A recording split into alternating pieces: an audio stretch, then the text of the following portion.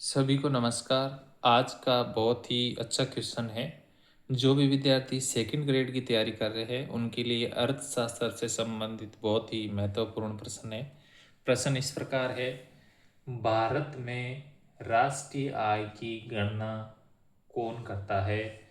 इसका आपको सही उत्तर बताना है। ऑप्शन नंबर ए है CSO, ऑप्शन नंबर बी है NSO, ऑप्शन नंबर सी है नीति आयोग और ऑप्शन नंबर डी है NSSO। तो इस प्रश्न का सही उत्तर होगा ऑप्शन नंबर बी, NSO द्वारा भारत में राष्ट्रीय आय की गणना की जाती है। आपको कमेंट बॉक्स में ये बताना है कि नीति आयोग की है वो स्थापना कब की गई थी। नीति आयोग की स्थापना कब की गई थी? क्योंकि भारत सरकार के द्वारा नीति आयोग पहले पंचवर्षीय योजना चलती थी। टोटल आपके 12 पंचवर्षीय योजना हुई थी। इन 12 पंचवर्षीय योजना समाप्त होने के बाद सरकार के द्वारा इन पंचवर्षीय योजना को बंद करके इसके स्थान पर नीति आयोग की स्थापना की गई थी। और इस नीति आयोग के जो अध्यक्ष होते हैं वो आपके PM होते हैं। नीति आयोग के अध्यक्ष PM होते हैं। और नीति आयोग से पहले आपके योजना आयोग चलता था।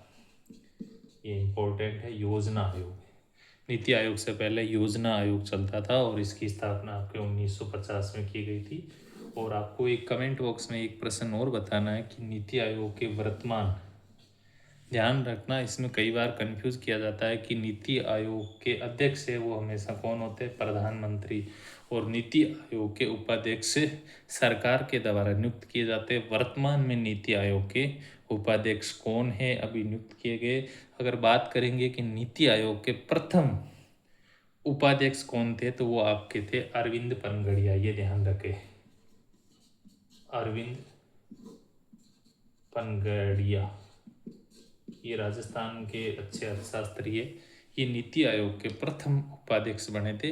लेकिन वर्तमान में कौन है ये आपको कमेंट बॉक्स में ज़रूर बताना है।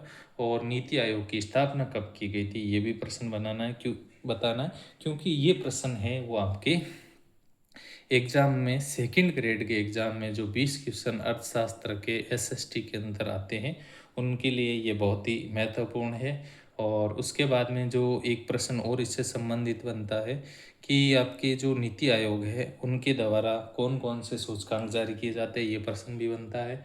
और नीति आयोग के सदस्यों का कार्यकाल, इस नीति आयोग में कौन कौन से सदस्य शामिल होते हैं, तो आपको अगले वीडियो में विस्तार के साथ नीति आयोग के बारे में पूरी चर्चा करेंगे।